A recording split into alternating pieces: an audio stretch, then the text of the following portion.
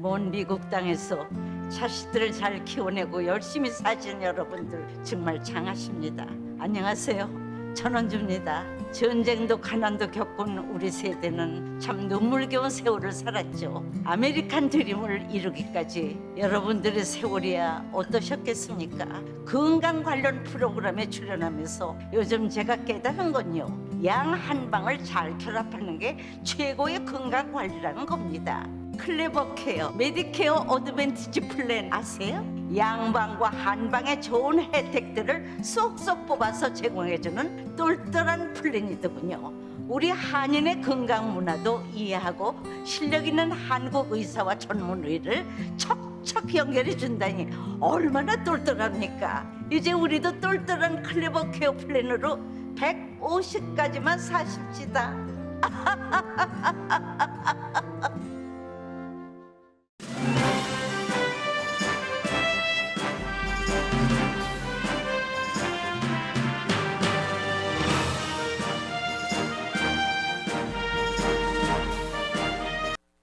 강혜신의 오늘의 미국.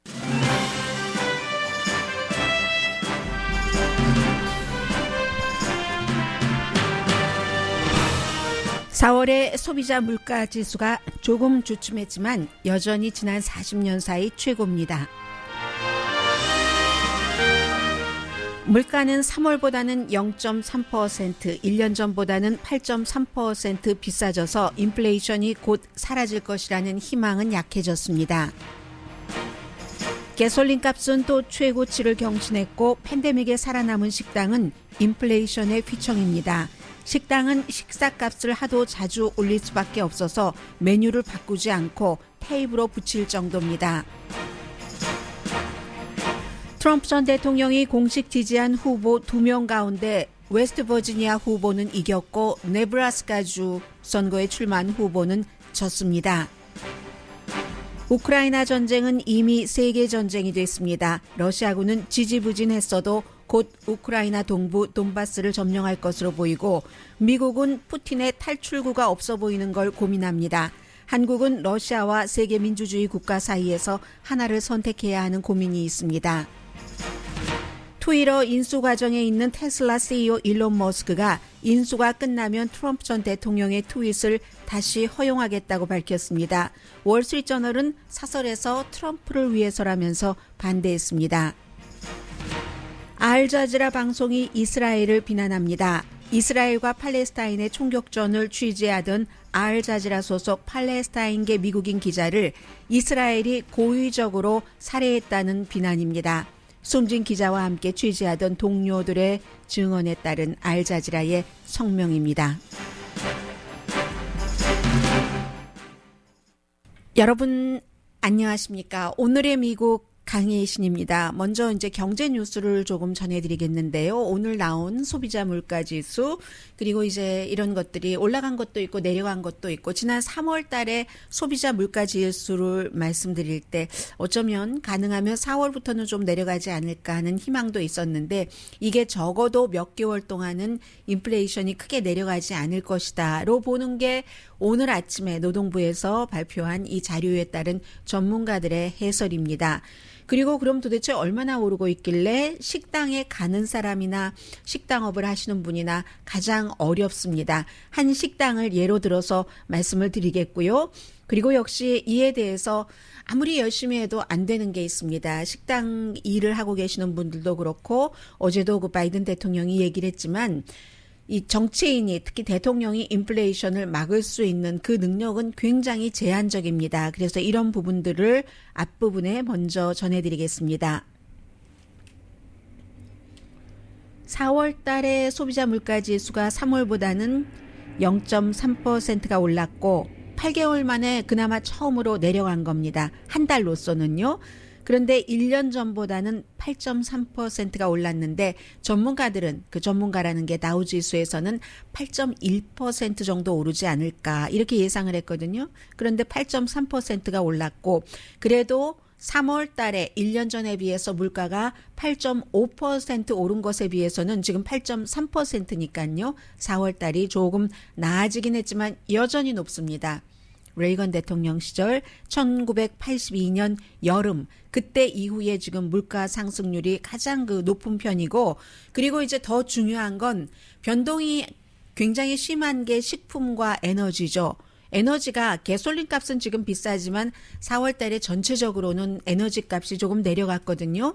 그런데 그래서 이제 이런 그 식품, 에너지 변동이 많은 이런 것을 제외한 것을 핵심 물가 지수라고 하죠. Core CPI. 이 핵심 물가 지수가 4월 달에 0.6%가 올라갔습니다. 일반 전체적인 물가가 0.3% 올라갔는데 한 달 사이에 핵심 물가 지수는 오히려 0.6%가 높아졌습니다. 1년 전보다 6.5%. 3월 달에는 에너지 같은 아주 그 변덕스러운 휘발성이 강한 그런 것을 뺀 핵심 물가 지수는 2월 달에 비해서 0.3%가 증가했거든요. 그런데 4월 달에는 그 배인 0.6%가 증가했기 때문에 인플레이션 급하게 내려갈 것이라고 기대하거나 계획하고 재정적인 계획을 세우면 안 되겠구나 하는 것을 다시 한번 그 확인을 하는 아침입니다. 해서 1년 전에 비해서는 이제 핵심 물가지수 이상하게 월스트리트저널은 6.5% 늘어났다고 하는데 CNBC 방송은 1년 전에 비해서 핵심 물가지수 6.2% 늘어났다고 봅니다. 아니면 그 매체는 바뀌었을 수도 있습니다. 이만큼 똑같은 노동부의 자료를 보고 발표를 하는데도 어디에서는 둘 다 경제 전문이잖아요. CNBC는 방송에서, 월스트리트저널은 신문에서. 그런데도 핵심 물가지수가 4월 달에 1년 전에 비해서 한 곳에서는 6.2%, 한 군데 매체에서는 6.5% 늘어났다고 봅니다. 인플레이션이 왜 이렇게 잡히지 않는가? 뭐 그런 다른 이유 다 제외하고요. 이 물가 이쪽 면에서만 보면은 이 물가 상승이라는 것은 사람들이 물건을 사는 것, 상품이 되고 그리고 서비스, 여행과 그 여행 관련 여러 가지 이게 합쳐져서 그래야지 되는데 지금 이제 와서 보니까 상품뿐만이 아니라 서비스 분야의 물가 상승이 계속 올라가고 있다는 얘기입니다. 그래서 임대료 같은 경우는 뭐 물건은 아니잖아요. 0.6% 올라갔고 의료 서비스도 0.5%, 운송, 교통 뭐 이런 분야도 3.1%나 올라갔습니다. 항공료가 많이 올라갔기 때문에 그럴 수도 있네요. 항공료는 3월에 비해서 4월 달에 18.7%가 올랐습니다. 이제 여름이다 해서 가족들 방문하는 거 예약하시는 분들 많으셨겠죠. 뭐 거의 사상 최고라고 하거든요. 한 달 사이에 18.7%가 올라갔고 외식 비용 이게 이제 문제입니다. 외식하면은 꼭 편안할 때 가족끼리 무슨 어머니 날, 아버지 날 이런 때만 하는 게 아니잖아요. 직장인들의 경우는 점심시간 이것도 외식이죠. 외식 비용이 0.9%가 올라서 지난 10월 이후에 최고입니다. 물론 전체적으로는 한 달 사이에 이렇게 그 물가가 내려간 것이 8개월 만에 처음으로 감소했다고 하지만 분야마다 다 달라서 외식 비용은 지금 0.9%가 올라가서 한 달 사이로는 10월 달 이후에 가장 많이 올라갔습니다. 아마 뭐 계란이라든가 여러 가지가 다 올라가기 때문에 그렇겠네요. 요즘 도시락 파는 뭐 옛날 도시락해서 계란 하나 딱 얹어주는 이런 그 식당들도 타격이 있으시겠네요.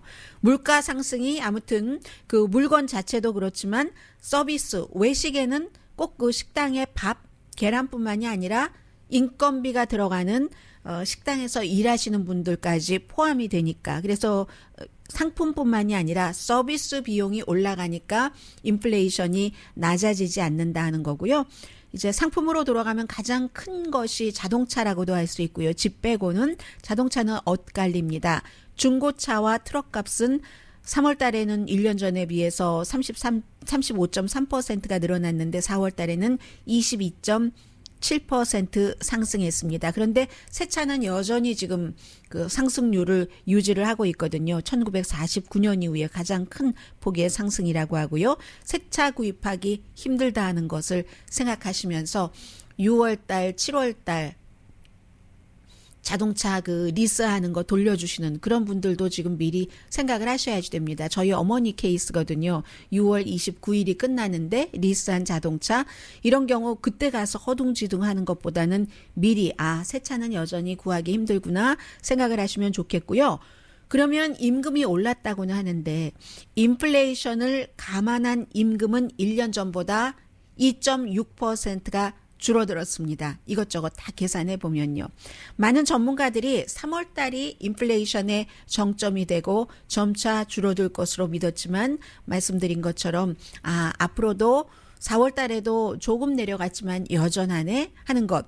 그렇지만 전체적으로 12개월로 따지는 이런 물가 상승률은 지금 당장은 아니지만 앞으로 몇 개월 안에 나아질 것으로 예상들을 합니다. 그런데 3월 달에 4월이 되면 했는데 예상이 맞지 않았고요. 아무튼 현재는 그렇습니다. 그래서 평균 가솔린 값은 조금 내려가다가 어제 또 사상 최고치 갤런당 4달러 37센트 레귤러 가솔린입니다. 3월 초에 3달러 30센트가 제일 비싸다 했는데 지금 4달러 30센트요. 4달러 37센트고 여름 내내 오를 것 전망됩니다. 우크라이나 전쟁 계속되고 러시아로부터 오는 여러 가지 에너지 그런 문제 그리고 뭐 여름 여행 시즌 시작되고 하니까 전국 평균 가솔린 값이 현재 4달러 37센트로 사상 최고치라고 하는데 4달러 50센트까지 될 수도 있다고 전문가들은 보고 있습니다. 아무리 이래도 안 됩니다. 정말 힘들어요. 오늘 아침 NPR 방송과 인터뷰를 한 피자 가게 주인이 하는 얘기입니다. My dream이 현실로 이루어졌는데 보스턴 지역에 어느 지역에 이제 피자 가게를 직원도 한 명인 것 같았어요. 두고 했는데 내가 팬데믹에서 살아남았는데 인플레이션 때문에 어떻게 될지 모르겠다 하는 겁니다. 보스턴의 락실이라는 곳에 있는 뭐 아주 그 핫한 도시에서는 조금 떨어졌기 때문에 팬데믹 때 그나마 딜리버리로 많이 그 유지를 할 수가 있었는데 지난 2년 동안 판매 팬데믹 때 아주 줄어들었던 것이 팬데믹 이전에 75%까지 최근에 판매를 회복을 했는데 그런데 이게 인플레이션이 오니까 다시 슬럼프가 돼서 팬데믹 이전에 반 정도밖에 못 판답니다. 손님이 지출을 줄이니까 3월에서부터 4월까지 올 때도 외식 비용이 0.7%가 늘어났다고 하는데 거기에 다 포함되는 거잖아요. 여러 가지가. 이 식당이 예로 보기가 아주 그 좋은 업종인 겁니다. 렌트비도 있죠. 그 물건 재료뿐만이 아니라 인건비 당연하고 쿠킹할 때 쿠킹 가스 비용이 얼마나 올랐습니까?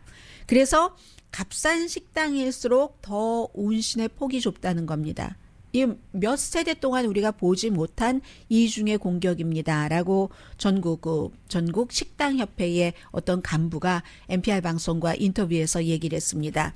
홀세일 식품값도 3월 달에 17%가 늘어났고 지난 1년 전에 비교할 때요. 시간당 임금은 올 들어서 15%가 올랐습니다. 어느 해보다 기록적입니다. 2년 전보다 뭐 딜리버리 가이에게 이 피자 가게 주인이 하시는 얘기예요. 딜리버리 가이에게 주는 돈이 1.5배. 뭐 거기에 가솔린 값 이런 것도 따로 줘야지 되고 한다는 거죠. 그래서 주말에 딜리버리 가이에게 400달러를 페이했다면 지금은 1000달러 정도를 페이해야지 된답니다.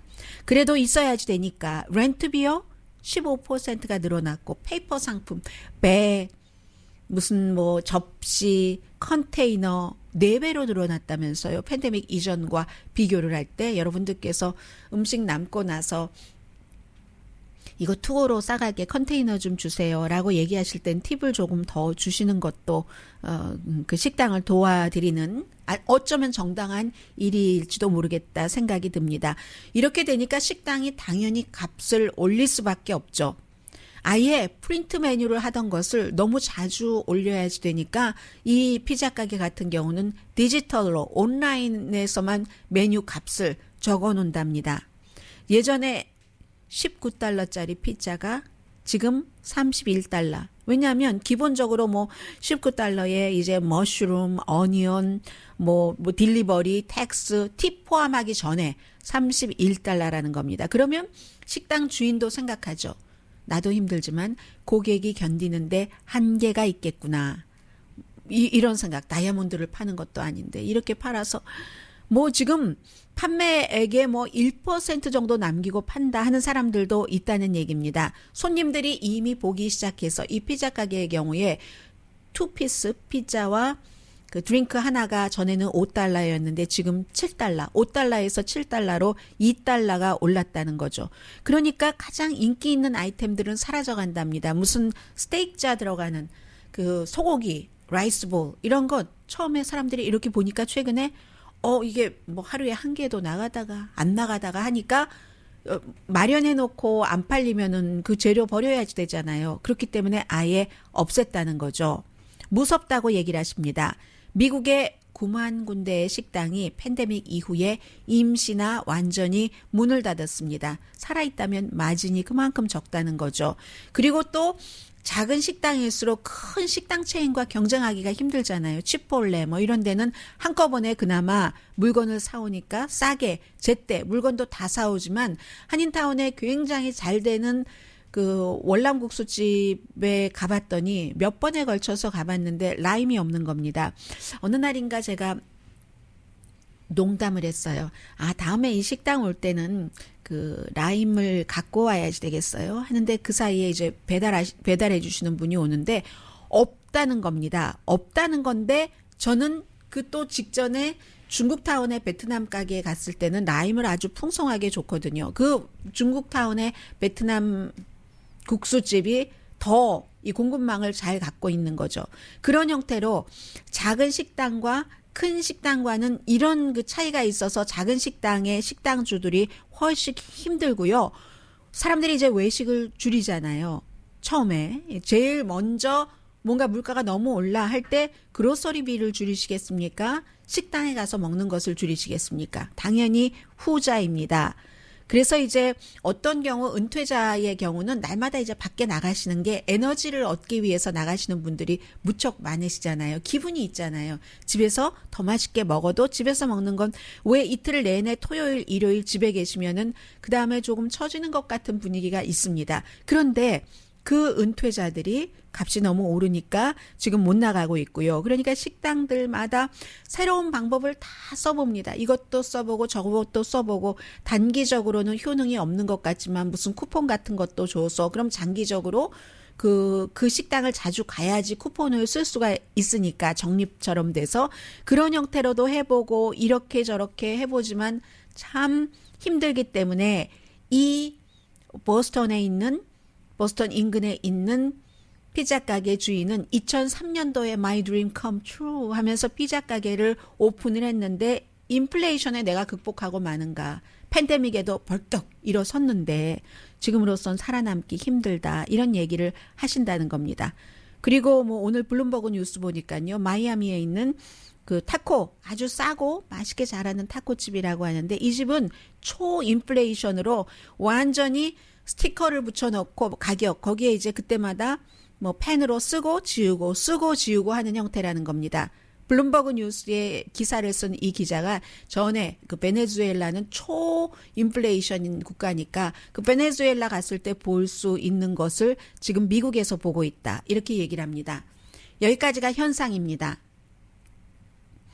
그러면 정부에서 무엇을 기대할 수 있는가? 이 부분에 대해서 어제 바이든 대통령이 뭐 오늘의 미국이 진행되는 동안에 연설을 했습니다. 그런데 연방준비제도에서 인플레이션을 잡기 위한 방안, 그게 이제 이자율이라든가 여러 가지 통화 조정을 하는 건데 할 수 있지만 대통령은 사실 할 수 있는 일이 없죠. 그리고 여러 가지 이유가 있지만 지금 어제 왜 대통령이 기자회견을 했냐면 공화당이 이 모든 인플레이션의 탓이 대통령의 탓이다. 그러니까 대통령의 당인 민주당이 아닌 공화당의 중간선거에서 투표를 해야지 된다 하는 보도자료를 발표를 했습니다.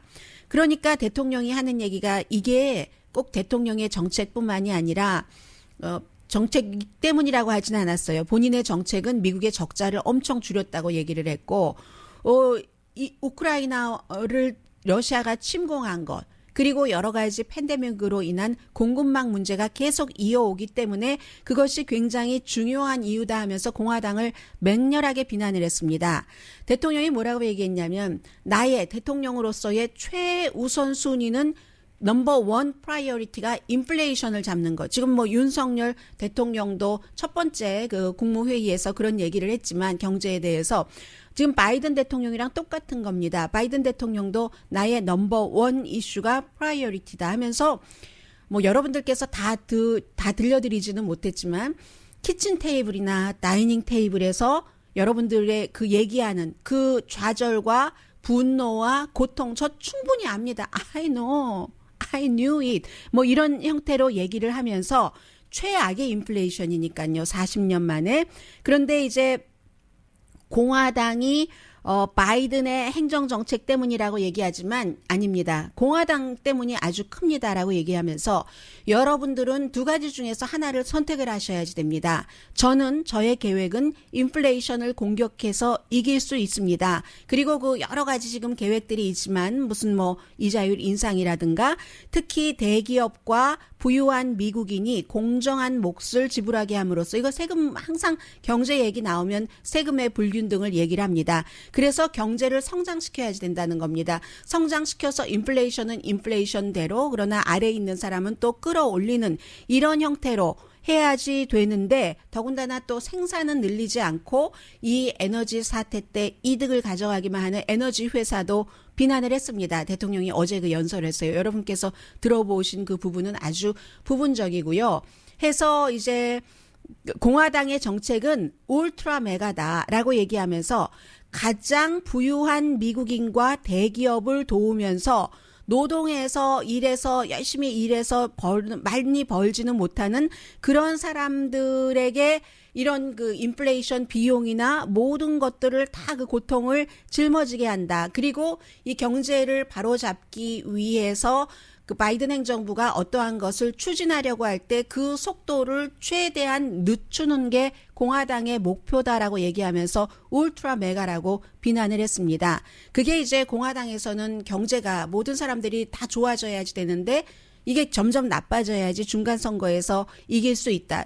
바이든 대통령의 얘기입니다. 그리고 이제 대부분의 뭐 정치에서는 그런 게 있을 수 있죠. 전문가들이 하고 있는 얘기고 그래서 어제 바이든 대통령이 무슨 어떤 상원 의원도 비난을 했습니다. 왜냐하면 지금은 주정부 세금은 내시지만 연방 세금은 안 내시는 분들이 굉장히 많으실 겁니다.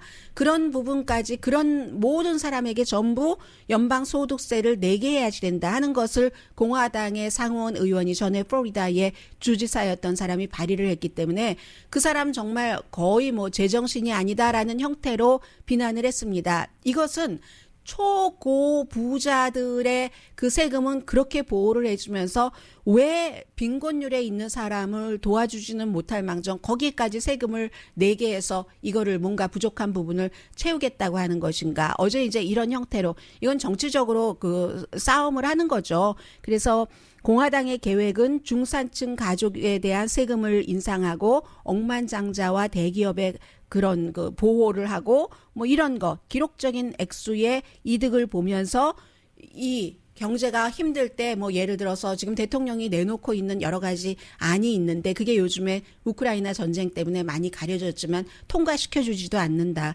통과되려면 뭐 여러 가지 60표가 필요한 게 있는데 도저히 지금 불가능하잖아요. 50대 50이니까. 이런 형태로 대통령이 어제 한 얘기도 사실은 해결점이 아닙니다.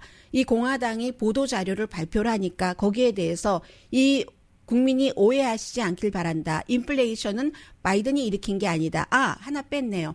공화당은 경기부양책 같은 것 때문에 이렇게 됐다 하는데 경기부양책이요. 돈 주는 건 공화당에서도 찬성하지 않으면 절대로 대통령 마음대로 돈 줄 수 없는 겁니다. 이게 정치인 거고요. 하니까 정치가 뭔가를 확 바꿔줄 만한 기대를 당분간은 하기가 힘들어 보입니다. 여러분들께서 이제 그 재정 계획을 세우실 때, 뭐, 스스로 하는 수밖에 없어요. 당분간 전체적인 분위기, 흐름은 있겠지만, 자넷 옐런 재무장관도 물가가 언제 완화될지 불분명하다고 얘기를 했습니다. 당연하죠. 이 물가 자체를 미국 같은 경우는 소비가 경제의 70%를 차지하는데 그 소비자의 흐름, 전쟁, 공급망 이런 것을 어느 한 당이 어느 그 대통령 한 사람이 절대로 컨트롤할 수가 없습니다. 불가능합니다.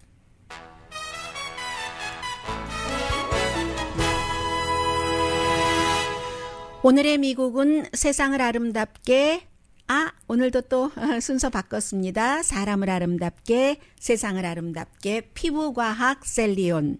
전문가가 추천하는 이민법, 가정법 전문 제인정 종합법률사무소, 코지다운 갤럭시 이불은 잠이 솔솔 오게 하는 기능성 거위털 이불, 거위털 이불 전문회사 코지다운, 친절하고 자세한 상담으로 절개를 최소화하는 복강경 수술 전문 장지아 외과, 매일 아침 재래식으로 직접 만드는 검정콩 생순두부 수라원 순두부, 떨맞이 울세라 MRT 특별 패키지로 여러분의 아름다움을 찾아드리는 미러클 레이저 클리닉, 차원이 다른 샴푸형 흰머리 염색약 수화연을 핫세일 중인 한국 홈쇼핑 공동펀입니다. 잠시 뒤에 이제 미국의 예비선거, 우크라이나 전쟁 등등 중요한 뉴스 전해드립니다.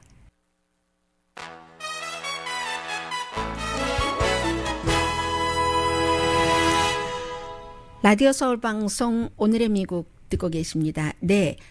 어제 이제 예비선거 2022년 예비선거는 이미 시작이 됐습니다. 그래서 두 군데 지역에서 아주 주목할 만한 선거가 있었는데 한 군데는 웨스트 버지니아의 선거, 그리고 또 다른 두 번째 선거는 네브라스카의 선거였습니다. 그런데 이 웨스트 버지니아의 경우는 트럼프 전 대통령이 지지하는 사람이 당선이 됐습니다. 무니라는 알렉스 무니라는 연방 하원 의원이, 이곳이 지역구 재조정으로 2명의 현직 의원이 딱 붙게 됐는데 트럼프 전 대통령이 지지한 사람이 당선이 됐고요. 그런데 아마 웨스트 버지니아나 네브라스카나 두 군데 다 스윙 스테이트가 아니기 때문에 공화당이 강하고 지금도 공화당이 자리를 지키고 있기 때문에 이제 트럼프 전 대통령이 지지하는 알렉스 무니 후보 현 의원이 베리 웬덜이라는 민주당 예비선거에서 이긴 후보와 함께 11월 달에 선거를 치르는데 무난히 이상으로 이길 겁니다. 민주당의 이 후보는 이제 공개적인 동성애자 후보인데 지역의 시의원이고, 그리고 워낙 말씀드린 것처럼 공화당이 강한 곳이기 때문에요. 그렇지만 네브라스카의 선거의 경우는 조금 달랐습니다. 네브라스카에서는요, 지금 제가 이름을 잘 기억을 하지 못해서요. 네. 네브라스카에서는 트럼프 전 대통령이 지지하는 사람은 사업가였고, 그리고, 나머지 두 사람, 여러 사람이 있었지만, 트럼프 전 대통령이 지지했었던 찰스 헙스터라는 사람이 이 선거에서는 후보에 나왔는데, 사업가로, 그리고 이제 선거가 치러지기 며칠 전에 8명이나 되는 여성들이 나를 무슨 성추행을 했다 하는 것을 기본적으로 많이 밝혔었거든요. 그런데도 이 트럼프 전 대통령이 이 사람을 지지를 했었습니다. 선거에서 찰스 헵스터라는 사람을 떨어졌습니다. 떨어지고 결국은 짐 필런이라는 이 사람인 상원, 민주당의 상원이고요. 이곳이 이름 짐 펠렌. 똑같이 짐이니까는 혼돈됐네요. 짐 펠렌, 네브라스카의 농부면서 수의사이기도 하고 대학 관계자이기도 하고 이런 사람이 네브라스카 선거에서 이긴 겁니다. 주지사 선거요, 이번에는요. 그리고 이제 이 선거에서 공화당 주지사 자체도 이 사람을 지지를 했고, 네브라스카의 전통적인 공화당, 트럼프의 공화당이 아니라 그 사람도 역시 지금 당선된 짐 펠런을 지지를 했고, 짐 펠런이 당선이 됐습니다. 트럼프가 지지했던 비즈니스맨은 떨어졌고요.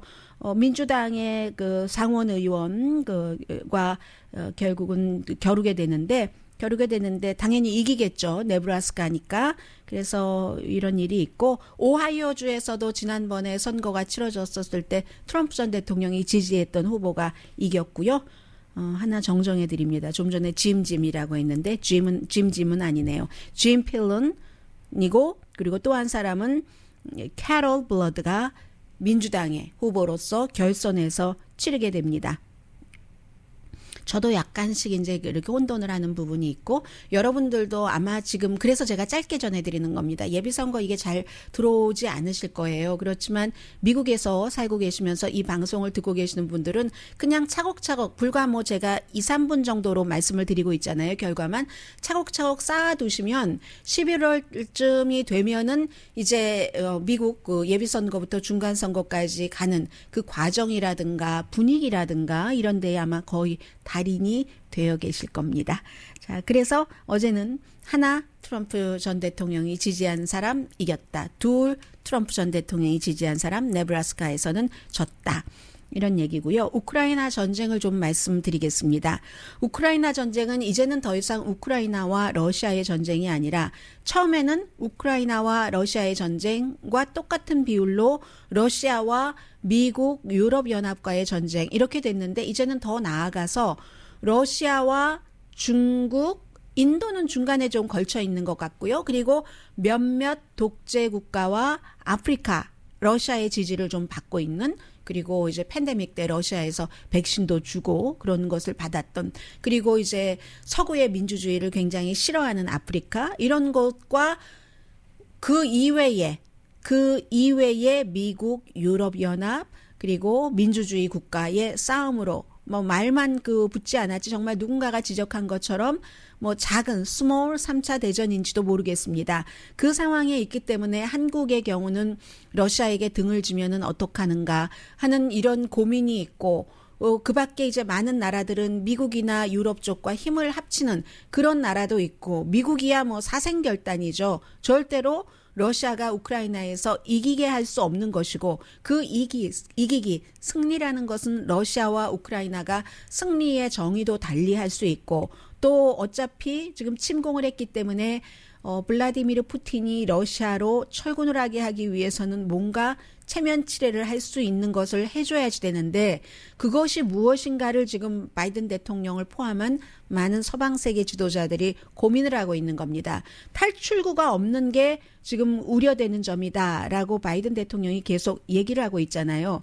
한국 같은 경우도 지금 한국의 일부에서는 미국이 우리를 나토에 가입하라고 하고 또 나토가 하는 어떤 기구에 가입하라고 하고 압박을 한다고 하지만 사실은 한국은 참 양쪽에 걸쳐 있는 거죠. 러시아와는 북한 문제도 있고 또 국경도 맞대고 있고 물론 그 우크라이나 주변의 국경을 맞대고 있는 그런 국가들은 더 러시아의 침공을 비난을 합니다. 왜냐하면 그 다음에 자신들의 차례가 될 수 있기 때문에.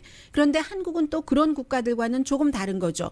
국경이 맞대고 있긴 하지만 여기다가 되고 그 같은 민족의 언젠가는 통일이 될지 북한 문제 협상에 있어서든지 러시아의 도움이 필요하고 또 한국도 언젠가부터는 중국과 무역이 너무 많이 얽혀있기 때문에 이게 아차구나 싶었던 것이 온 겁니다. 그래서 무역의 다변화를 하려고 할 때 지리적으로나 뭐로나 여러 가지 그 가까운 것이 러시아에서 러시아와 좀 확대를 해나가고 있는 무역관계 이런 형편이었거든요. 그러니까 참 힘든 거죠. 인도나 무슨 이스라엘 이런 나라처럼 여러 가지 그 안보와 러시아와 연관이 있다던가 이런 나라나 아니면 유럽처럼 경제와 연관이 있었던 그런 국가들은 그걸 희생을 하잖아요. 피해를 보면서도 그렇게 러시아에 대적을 하고 있는데 한국은 묘하게도 다 뭉쳐 있는 겁니다. 안보와 경제가 러시아와 엮여서. 그래서 지금 굉장히 그 힘든 상태이고 뭐 윤석열 대통령이 곧 바이든 대통령을 만나니까 주요 의제가 우크라이나이기도 하기 때문에 이 문제가 어떻게 될지는 모르겠습니다. 한국은 문재인 대통령 당시에는 뭐 무기를 지원하지 않는 것은 당연했고 그거는 안 된다라고 얘기를 했고 러시아와의 그 같은 관계 때문에. 그런데 경제적인 지원도 말씀드렸었죠. 뭐 로스앤젤레스에 뭐 비싸거나 중간 집값 한 2채 정도 되는 그 정도의 돈을 지원한다고 약속을 했고 하기 때문에 형편이 그러니까 한국으로선 그럴 수밖에 없는 거고 미국은 지금 어느 정도냐면요. 미국이라는 국가의 입장과 경제 규모가 다르지만 어제도 하원에서 400억 달러를 추가합니다. 지금까지 뭐 많아요. 530억 달러 이상 되는데 추가 지원, 추가 지출 법안을 통과를 시켜서 상원으로 보냈죠. 어제 하원에서 찬성이 368, 반대가 57, 반대는 전부 공화당입니다. 뭐 터커 칼슨 같은 사람들과 뜻을 같이 하는 사람들이죠. 왜 러시아를 비난하느냐, 개고기도 안 먹는데 뭐 이런 거요. 그리고 우리에게 무슨 피해를 주는데 그런 거죠. 그래서 어제도 이게 통과돼서 앞으로 포병, 뭐 장갑차, 뭐 탄약 이런 많은 무기를 우크라이나에 보낼 수 있다는 거고 2개월 동안 아무튼 530억 달러를 보냈습니다. 전술적인 핵무기를 러시아가 쓸 수 있다는 그 위험성도 여전히 존재합니다. 그러나 바이든 대통령으로서는 우크라이나에 대한 지원을 끝내면 모든 게 끝난다 하면서 이제 어제 서명한 법안 가운데 하나가 뭐 국방대여법이라고 해서 한국말이랑 영어랑 참 연결이 좀 잘 안 되는데 Ukraine Democracy Defense Land Lease Act 2002. 왜냐하면 과거에도 1941년도에도 막 나치하고 영국이 싸울 때 영국의 무기 막 그 지원을 하기 위해서 이 같은 법을 만들었었던 적이 있었기 때문에 이번에 앞에 우크라이나를 붙여서 그렇게 했습니다. 그러면서 이 하원에서 통과시킨 지출안도 상원에서도 빨리 통과시켜 주길 바란다라고 얘기를 했고 어제 이 무기를 더 많이 빨리 보낼 수 있는 법안에 서명을 하고 이 펜을요. 우크라이나 태생의 빅토리아 스파르츠 공화당 인디아나가 지역구인 정치인에게 줬습니다. 그래서 지금 미국으로서는 이런 것이고 주요 도시에서 뭐 하르키우 등을 포함을 해서 저쪽 동쪽, 북쪽 돈바스에서 북쪽에 있는 그런 곳을 포함해서 몇몇 군데에서는 우크라이나 군대가 러시아군을 내쫓았다고 얘기를 하지만 결국은 러시아군이 곧 그 돈바스 지역은 장악할 것으로 예상들을 합니다. 하나의 사진을 봤습니다. 제철소에서 다쳤어요. 이 사람이 다쳐서 팔을 뭔가 아주 강한 그 버팀목으로 이렇게 딱 그 버팀목을 의지하고 있는데 나도 좀 구해달라고. 이 몸도 자유롭지 않잖아요. 그런 그 다친 병사도 있었고 우크라이나 젤렌스키 대통령이 어젯밤에 우크라이나를 통해서 유럽으로 가는 에너지 공급망은 앞으로 막겠다. 이게 이제 그전에는 못했죠. 왜냐하면 유럽연합이나 무슨 그런 국가들이 먼저 스스로 우리가 러시아로부터 수입을 하지 않겠다라고 해야지 그전에 이것부터 막으면 화나지 않겠어요? 하니까 순서를 잘 보고 이렇게 한 거고 러시아도 우리 항구를 막지 않느냐. 지금 5세다 항구 다 공습해서 흑해 그쪽 항구에 곡물을 실어서 세계에 팔아야지 되는데 우리 이렇게 해놓지 않았느냐라고 얘기를 했고요. 그리고 여러분들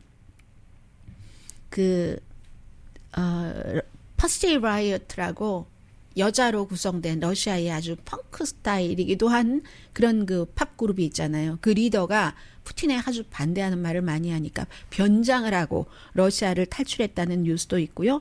그리고 이제 지금 이렇게 보면 한때 불가리아하고 러시아는 친한 친구였죠. 친한 친구였는데 지금은 불가리아가 이 러시아를 향해서 딱 그 등을 돌리는 이런 것도 있고 또 리투아니아가요. 다 주변국이니까 러시아랑 리투아니아가 처음으로 러시아를 테러리스트 국가다, 테러 국가다라고 딱 공식적으로 선포를 했습니다. 그래서 지금은 출구 작전을 미국이나 다른 그 유럽 연합에서는 고민을 하고 있는 그 시점입니다. 라디오 서울 방송 오늘의 미국 듣고 계십니다. 네, 리사 쿡이라고 첫 번째 그 미국 연방준비제도 흑인 여성 그 이사 첫 번째 그 흑인입니다. 흑인 여성 이사가 인준이 됐는데 어제 상원에서 카멜라 해리스 부통령이 한 표를 던졌습니다. 공화당 다 반대하고 민주당 찬성했기 때문에 원래 뭐 인종 불평등 노동시장 많이 연구한 미시건 주립대학교의 경제학자고요. 공부 자체는 원래 UC 버클리에서 경제학 박사학위를 받았습니다. 일론 머스크가 지금 추진 중이잖아요. 트위터를 사들이는 것. 예, 추진 중인데 그동안 말 안 하다가 어제 이제 공개적으로 얘기를 했습니다. 내가 이 과정이 끝나면 전문가들은 순조롭게 진행되면 올해 말에 일론 머스크의 트위터 인수가 끝날 것이라고 보는데 트럼프 전 대통령을 다시 트위터를 사용하도록 허용할 것이다. 라고 얘기하면서 당시에 1월 6일 의사당 사건 이후에 트위터가 영원히 이제 퇴출을 시켰는데 옳지 않다. 도덕적으로 옳지 않다. 트럼프의 그 목소리를 못 내게 하지도 않지 않았는가. 침묵이 아니라 트루 소셜이라는 본인의 것을 만들었다. 그러니까 나는 다시 그걸 가지고 오겠다 하면서 뭔가 잘못된 얘기가 있을 때 그 얘기만 내린다던가 이런 식으로 해야지 영구적으로 퇴출시키는 것은 아니다라고 얘기를 했습니다. 글쎄요, 이 트럼프 전 대통령이 그 트루 소셜이라는 것에 남아있겠다. 나는 뭐 트위터에 가지 않겠다 했는데 그건 모를 일이고요. 그런데 월스트리트저널의 사설이 재미있습니다. 이렇게 일론 머스크가 얘기한 것에 대해서 트위터에서 트럼프 전 대통령이 퇴출됨으로 인해서 오히려 트럼프 전 대통령에게 도움인 것 같다 하는 게 월스트리트저널의 판단이라는 겁니다. 그리고 월스트리트저널은 트럼프 전 대통령을 완전히 다 반대하지 않습니다. 처음에는 무시했다가 뭐 호보고 이럴 때 그리고 대통령이 되자 많이 협조하다가 그리고 도를 섰다고 생각할 때는 조금 비평과 칭찬을 동시에 가는데 이번에는 또 바이든 민주당 행정부잖아요. 하니까 뭐라고 얘기하냐면 오히려 이 트위터에서 멀리하게 하는 게 그 트럼프 전 대통령에게 도움이 되고 오히려 트럼프 전 대통령이 또 잘한 정책도 있는데 바이든 대통령 인기 없음 그런 이유와 비교가 될 거다. 다시 들어오게 하면은 시간대별로 막 초초별로 막 싸움하고 계속 내가 지지 않았다느니 이런 얘기를 하면 사람들이 유권자가 상기할 거라는 겁니다. 아, 저 사람이 저래서 단임 대통령이 됐지. 아주 질려버린다는 거죠. 그러니까 그냥 트럼프 그 전 대통령을 그대로 놔둬라. 뭐 이런 얘기도 했고요. 그리고 또 하나는 이 얘기까지 전해드릴까요? 팔레스타인계 미국인 기자가 이스라엘에서 숨졌습니다. 그런데 이스라엘이 점령하고 있는 서한 지구의 뭐 제닌이라고 잘 알려진 그쪽 지역이잖아요. 여기서 이스라엘 보안군과 팔레스타인의 뭐 무장 괴한이라고 얘기를 하죠. 싸움을 하고 있으니까 알자지라 기자였거든요. 이 여성 기자가 이 80년대부터 정말 아랍 세계에서는 이스라엘과 팔레스타인 분쟁을 많이 취재를 한 쉬린 아브 아클레라는 51살인데 딱 그 정보를 가지고 가서 취재를 하려고 하는데 이스라엘군이 돌아서 있었을 때 머리에 총을 쏴서 숨지게 했다는 겁니다. 그런데 이스라엘은 팔레스타인 무장 괴한에 총에 맞아서 숨졌을 수 있어 했는데 같이 동료들이 많이 취재를 하러 갔잖아요. 동료도 총에 맞았습니다. 뭐 가도 돼 해서 가는데 뒤돌아서자마자 그 여자 기자 머리에 총을 쏴서 숨졌고 그 뒤에도 계속 총을 쏴서 아무도 거기에 접근하지 못했다는 겁니다. 어느 순간 접근해서 병원에 이송을 했을 땐 이미 숨져 있었고 헬멧도 쓰고 있었고 방탄복도 입고 있었고 그리고 프레스라는 기자라는 것도 있는데 이건 타겟이다. 이 기자가 팔레스타인계 미국인으로서 그만큼 이제 이스라엘이 그동안 뭐 눈의 가시였다는 얘기예요. 그렇기 때문에 알자지라가 지금 성명을 냈거든요. 이스라엘이 이렇게 기자조차도 그 국익에 맞지 않는다고 생각하면 해를 주는 그런 경우가 이번이 처음이 아니기 때문에요.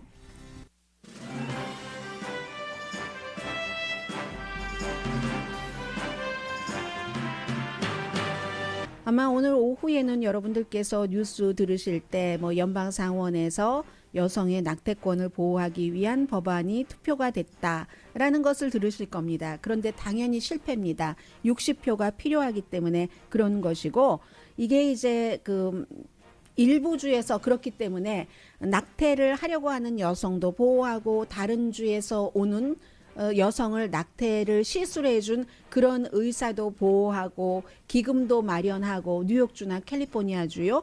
그런 형태로 일단은 연방정부에서 이제 그 낙태를 주정부로 돌리는 거의 불법화하는 불법도 할 수 있는 그렇게 판결을 내린다고 보고 그 이후에 후속 작업을 하는 주정부가 무척 많습니다. 그런데 미국에서요. 중간지대에 살고 있는 사람은 4%, 가임 여성의 38%가 낙태권을 지지하는 주에 살고 58%는 낙태를 지지하지 않는 주에 삽니다. 강혜신이었습니다.